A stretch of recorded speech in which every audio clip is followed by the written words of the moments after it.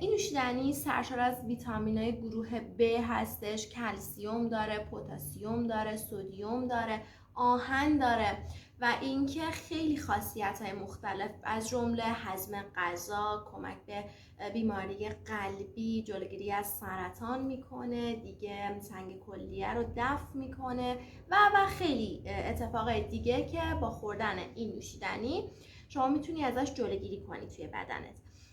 خیلی چیز راحتی هستش که یعنی توی خونه خیلی راحت میتونید درستش کنید. امروز میخوام بهتون یاد بدم چطوری درست کنید، با ما همراه باشین. خب بچه‌ها چیز زیادی نمیخواد، من دوربینو میگیرم پایین که ببینیم. خب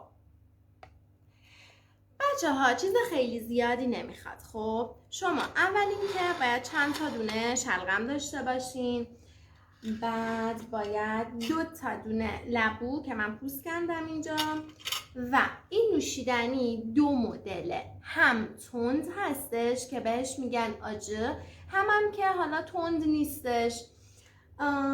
برای اینکه بخواد تند بشه باید از فلفل قرمز تند استفاده کنید براش که من الان میخوام تند درست کنم و اینقدرم بلغور باید داشته باشین، بلغور گندم. همین، نمکم میخواد و آب. حالا باید چی کار کنیم؟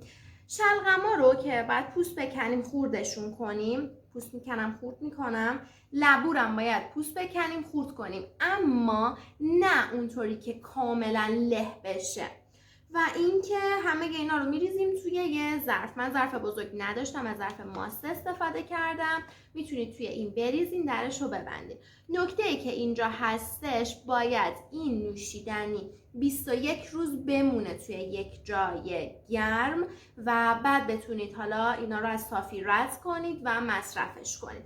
بچه‌ها فقط دقت داشته باشین، بلغور رو که دارین استفاده میکنین درستش این هستش که بلغور توی یه کیسه نازک باشه که گره بزنید، یه کیسه تقریبا میشه گفته شبیه کیسه چایی که نفوذ داشته باشه از بینش، توی اون میتونید بریزین. اما ندارم کیسه رو همینطوری میریزم، مشکلی هم نداره. بریم که با هم دیگه درستش کنیم.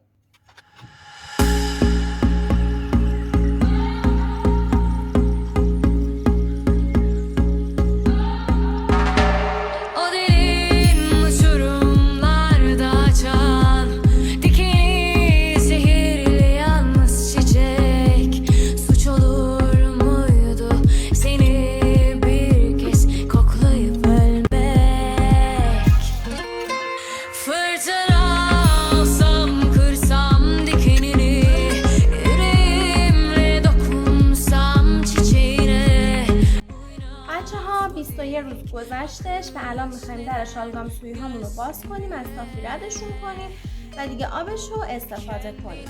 خب بچه ها ببینیم روی سویی ها باید یه حالتی کپک مانندی وجود داشته باشه.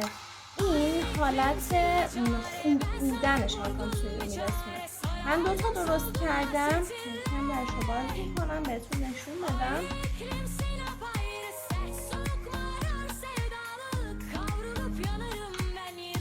ببینیم اینم اون حالت سفیدک رو روش داره. خب بریم که اولیش رو از صافی رد کنیم.